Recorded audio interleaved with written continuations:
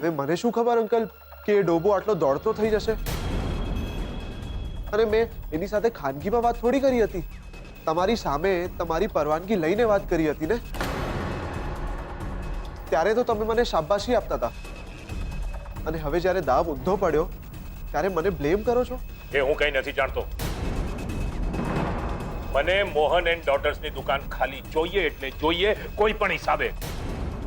જે તારા નામ પર દુકાન કરી છે એને પાછી મારા નામ પર કરતા મને જરા પણ વાર નહીં લાગે, સમજો ને? તમે ચિંતા નહીં કરો અંકલ, ગમે તેમ કરીને Mohan and daughter's tea stall ખાલી થશે. એ ખાલી વચન.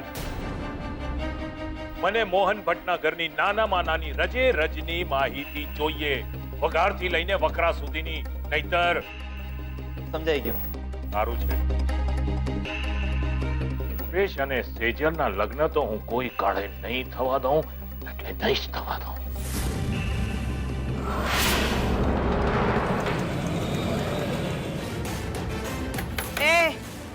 ચાલ, બહુ થયું. નીકળો અહીંયાથી પણ અને મારા રાહુલની જિંદગીમાંથી પણ. ચાલ જા હવે. તને સમજાતું નથી એકવાર કહ્યું એ? અરે ચાલ હટ. આજ સુધી એવું કોઈ જન્મ્યું જ નથી જે ખુશ્બુનો હાથ પકડી શકે. અરે ખુશ્બુ જ લોકોનો હાથ પકડીને એમનો ઉદ્ધાર કરતી હોય છે. એ જે હોય એ, પણ તારી સંગતના કારણે મારો દીકરો બગડી રહ્યો છે. એની બહેનોથી અને મોટા ભાઈથી પણ વિરુદ્ધ થઈ ગયો છે. અરે પોલીસથી પણ ભાગતો ફરે છે. એટલે મહેરબાની કરીને મારા દીકરાને બક્ષી દે. મારા દીકરાને પણ અને મોટા ભાઈના પરિવારને પણ. એ શક્ય નથી. એમ તો પછી સમજે લે કે તારે મોટા ભાઈ કે એમના પરિવાર સામે લડતા પહેલા મારો સામનો કરવો પડશે. જો રાહુલનું નામ તો પહેલેથી જ પોલીસ ચોકીએ છે, એટલે હવે મને લાગે છે કે મારે તારું નામ પણ પોલીસના ચોપડે કોતરાવી નાખવું પડશે. જી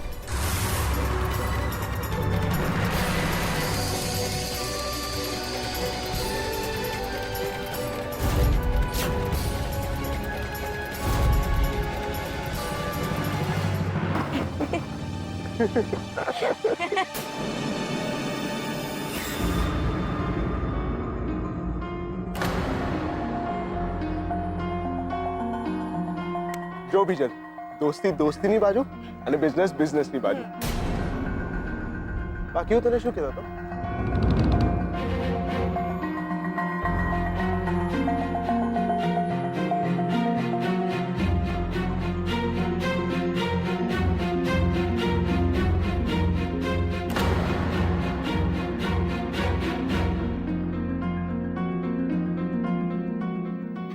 ચાલ બાય.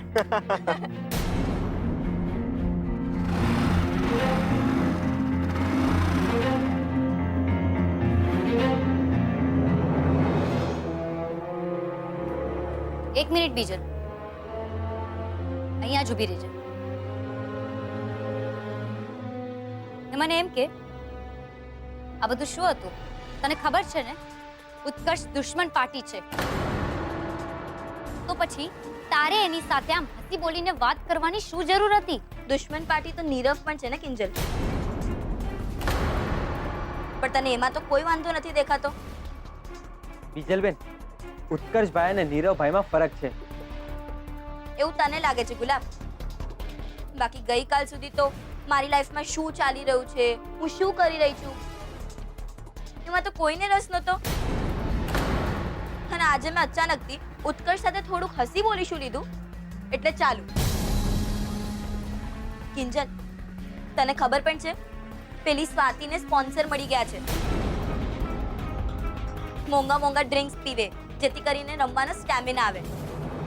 ને મારે આ બધા જ ડ્રિંક્સ અક્ષય સર પાસેથી ઉધાર લેવા પડે છે. પણ અક્ષય સર એટલા સારા છે કે મને એમના બધા જ ડ્રિંક્સ ઉધાર આપે પણ છે. ને મને રમવાની અલગ અલગ ટેકનિક પણ શીખવે છે જેથી કરીને હું જીતી શકું. વાહ, ગજબનો ફરક આવી ગયો નહીં તારા અક્ષય સરમાં? બની શકે કે મેં એમને અત્યાર સુધી ખોટા સમજ્યા હોય. બાકી કિંજલ, જો મને પણ કોઈ સ્પોન્સર મળી જાય ને તો મારા બધા જ પ્રોબ્લેમ સોલ્વ થઈ જાય. બાકી કિંજલ, તું કઈ કરી શકે છે કે પેલા ક્લબ વાળા રમાકાંત ભાઈ કે પછી વિજયભાઈ? નહીતર હું ઉત્કર્ષને વાત કરું.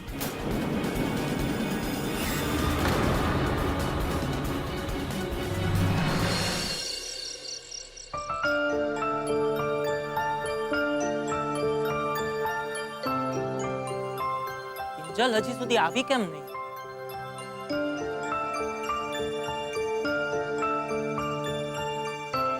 ઘણું મોડું થઈ ગયું એને. નીરવ, કિંજલ, શું થયું? તે મને આમ અચાનક મળવા કેમ બોલાવી? કારણ કે એનું કારણ પણ એટલું જ અર્જન્ટ છે. કિંજલ, તને ખબર છે કાલે રાત્રે હું તારા ઘરેથી પાછો ફર્યો ને ત્યારથી હું એટલો ખુશ છું કે આખી રાત મને ઊંઘ ના આવી. તારા પપ્પા જે રીતે મને ભેટ્યા, જે રીતે એમને મારા પર વિશ્વાસ બતાવ્યો, ઓ માય ગોડ, મને સમજાતું નથી કે હું શું કહું. તું કઈ ના કે ને તો પણ તારા બોલવામાં જે ઉત્સાહ છે ને એ બધું જ કહી રહ્યો છે. ને સાથે સાથે મને સમજાઈ રહ્યું છે કે તું એવું ઈચ્છે છે કે તારા પપ્પા પણ તને એવી જ રીતે ભેટે, હે ને? તું ચિંતા ના કર. મેં તારા પપ્પાની સામે કહેલું ને કે નીરવના પપ્પા તરીકે ઓળખાશે. તો બસ આપણે મળીને એ દિશામાં ચોક્કસથી કામ કરીશું. થેન્ક્સ કિંજલ, થેન્ક્સ અ લોટ. હું જેવો છું એવો જ મને સમજવા બદલ. બાકી મને તો એમ હતું કે મેં તારો એક્સિડન્ટ કર્યો છે જાણ્યા પછી આખી જિંદગી તું મારી સાથે વાત જ નહીં કરે. I am sorry. It's okay. જો તું તારા હૃદયની વાત કબૂલી રહ્યો છે ને તો મારે પણ તને એક વાત કબૂલવી છે. હા, શરૂઆતમાં તારી વાત સાંભળીને મને ગુસ્સો આવેલો, પણ પછી મને સમજાઈ ગયું કે તે જે કંઈ પણ કર્યું એ ક્ષણિક આવેશમાં કર્યું હતું, કોઈ આશય સાથે નહીં. ને એટલે જ મેં તને એક ચાન્સ આપવાનું નક્કી કર્યું. ને હું તને વચન આપું છું કે આપણી મૈત્રી અને તે જે મારા પર વિશ્વાસ મૂક્યો છે ને એ મામલે હું તને કોઈ દિવસ નિરાશ નહીં કરું. ને એટલે મારી ફરજ બને છે કે હું તને એક વાત જણાવું. મહાસુખ સંઘવી મારા ઘરે આવ્યા હતા. કેમ? મને ધમકાવવા, મારા પપ્પા પાસે મારી ચાડી ખાવા અને એમ કહેવા કે જો હું તારો સાથ આપતો રહીશ ને તો એ મારા પપ્પા સાથેના બધા જ સંબંધો કાપી નાખશે, પર્સનલી એન્ડ પ્રોફેશનલી. પણ મેં એમને કહી દીધું કે જો તમે રૂપેશને નથી રોકી શકતા તો તમારે મને રોકવાનો કોઈ અધિકાર જ નથી. અને જો કિંજલ, ગુલાબના કેસમાં તો હું તારો સાથ આપીશ અને આપી શકું. પછી ભલે ને એ લોકોને જેટલા ધમપછાડા કરવા હોય એટલા કરી લે.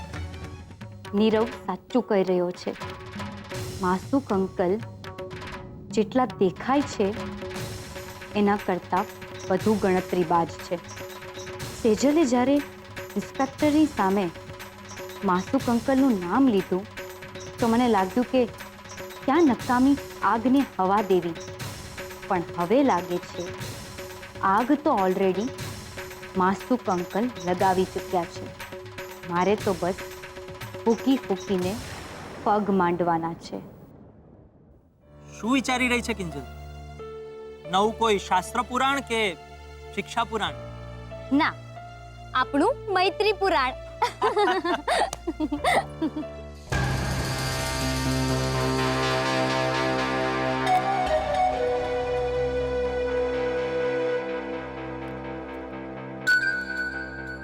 એને આ કોટ ને ઓલે જોવા દે ને, હું એના ઘરમાં હું હાલી રહ્યું છે એ તો ખબર પડે.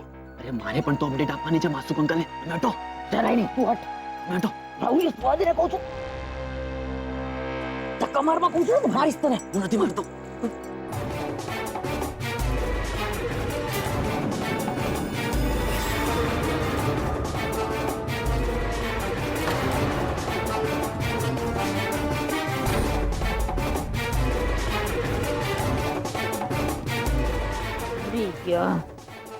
ક્યાં યા ગુડાણી, મદદ કર મારી માવડી.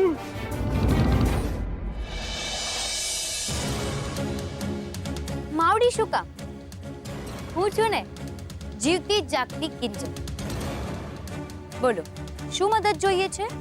મદદ ક્યાં હશે ની? અરે અમે તો એમ જ થપ્પો રમતા હતા કા થપ્પો.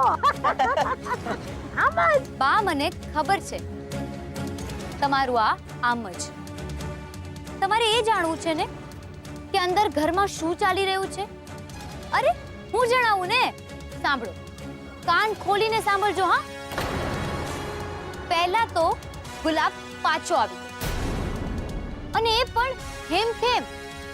અને તમે જે અમારા વિરુદ્ધ ફરિયાદ નોંધાવી હતી એ મામલો પણ પતી ગયો. અને હા, મારી પાસે આનાથી પણ વધારે ચટકો આપે ને એવા સમાચાર પણ છે. બોલો, આપું? આપી જ દઉં છું. પપ્પા ગુલાબને દત્તક લેવા છે.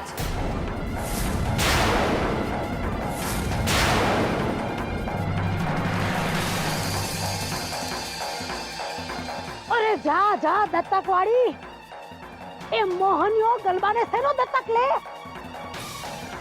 અરે હાલતા ચાલતા રસ્તે રજડતા ને ભટ્ટ પરિવારનું ગામ ને ગોત્ર નો મળે, સમજી?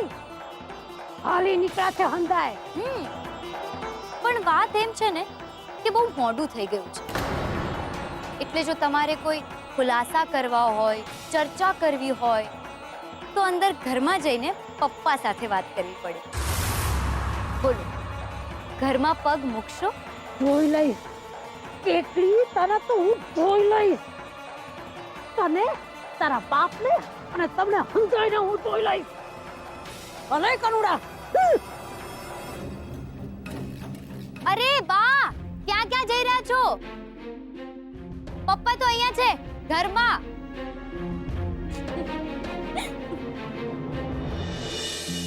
પપ્પા, તમે ગુલાબને દત્તક લેવાની વાત કરી એ બરાબર છે, પણ શું લાગે છે એ આપણી સાથે રહેવા માટે તૈયાર થશે? ભાઈ, એ બધું ગુલાબ ઉપર છોડ્યું છે. બાકી કાયદાકીય રીતે ગુલાબને બચાવવાનો આના સિવાય બીજો કોઈ રસ્તો નહોતો. પપ્પા, પણ બા અને રાહુલ પાસે ઘણા બધા રસ્તા છે આપણી જાસૂસી કરવાના. તમે લોકો અહીંયા વાતો કરી રહ્યા હતા અને એ લોકો બહાર ઊભા ઊભા તમારી વાતો સાંભળી રહ્યા હતા.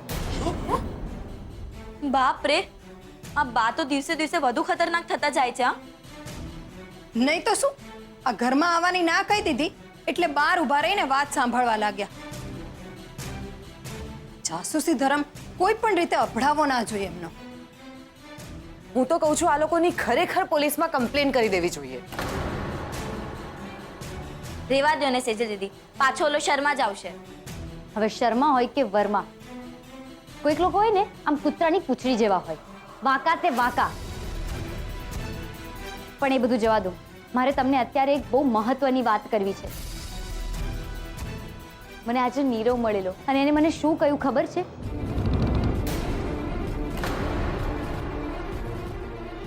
તમે લોકો કોણ છો એની સાથે મારે કોઈ નિસ્બત નથી. મારો પોઈન્ટ માત્ર એટલો જ છે કે પેલા ભટ્ટ પરિવાર પર વારંવાર જુદી જુદી રીતે વાર થતા રહેવા જોઈએ. That's it.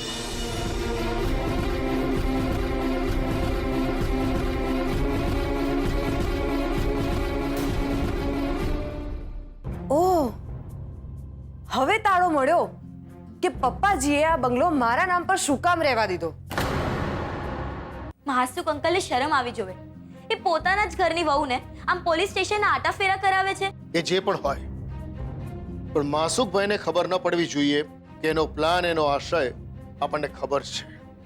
એ સેજલ, તારે ખાસ સમજવાનું છે. મૂળ ભલે સડેલા હોય, પણ એનો અર્થ એ નથી કે એનું થડ કે એના પાન પણ ખરાબ જ હોય. હા પપ્પા, હું તમારી વાત સાથે 100% સહમત છું. માસુક અંકલ જેવા રૂપેશ જીજુ છે જ નહીં, એ અલગ છે સેજલ. એટલે જ સેજલ, હું તને હાથ જોડીને વિનંતી કરું છું બેટા કે હવે તું રૂપેશ કુમાર સાથે કારણ વગરના ઝઘડા કરવાનું બંધ કર અને એની સાથે પ્રેમથી જીવ. એ જ તો મને તો યાદ નથી આવતું કે છેલ્લા કેટલાક સમયથી તમે બંને સાથે ફરવા ગયા હોવ કે પિક્ચર જોયું હોય કે પછી કેન્ડલ લાઇટ ડિનર કર્યું હોય. ઓ એટલે કે રોમેન્ટિક ડેટ હા સેજલ દીદી. શરાબ ખબર છે મને બધી. અરે માસુક અંકલ,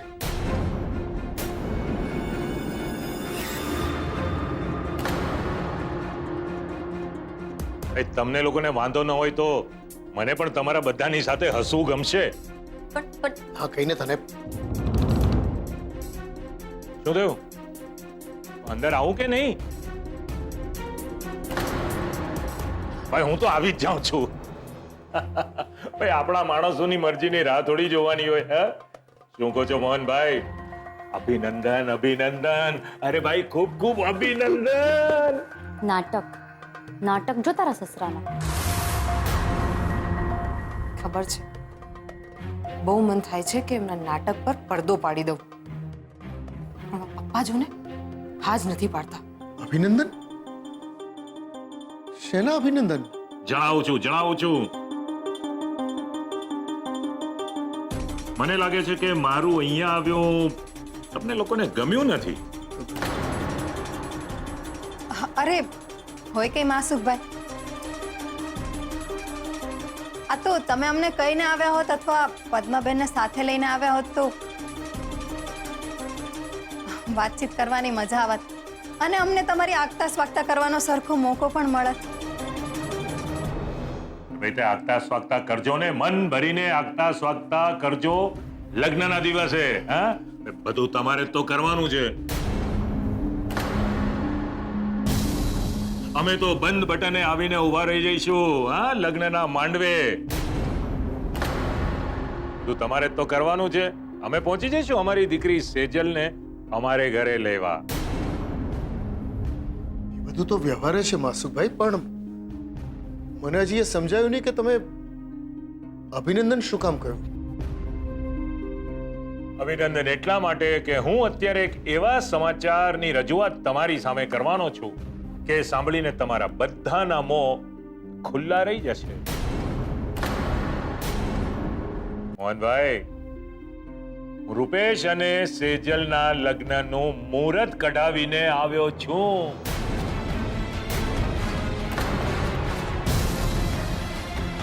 આ મહિનાની 30મી તારીખ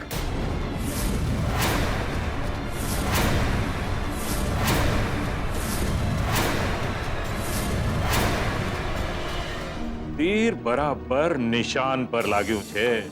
કિંજલ, તારા માટે રોજનું 500 રૂપિયાનું ભાડું આપવું શક્ય નથી તો પછી ધામધૂમથી લગ્ન કઈ રીતે કરાવી? પણ ભાઈ તમારો તો રઘુવંશી પરિવાર છે ને, પ્રાણ જાય પર વચન ન જાય. હે પણ માસુકભાઈ, આ મહિનાની 30 તારીખ? આટલું જલ્દી? કેમ? શું થયું? આ સમાચાર સાંભળીને તમે બધા આમ મૌનમાં કેમ સરી પડ્યા? મોહનભાઈ, શું થયું? હા અચ્છા બરાબર છે. તમે તો આવી કલ્પના જ નહીં કરી હોય ને કે હું આવા સમાચારની રજૂઆત કરીશ. મોહનભાઈ, દીકરી તો પારકી થાપણ કહેવાય. અને હું એ પણ જાણું છું કે જેવી દીકરીને વળાવવાની વાત આવે ને એટલે સૌથી વધારે ચિંતા દીકરીના બાપને થાય. તો એટલી બધી ચિંતામાં ગરકાવ થઈ ગયા કે મને સામે અભિનંદન આપવાનું જ ભૂલી ગયા. હા ચિંતા છોડી દો.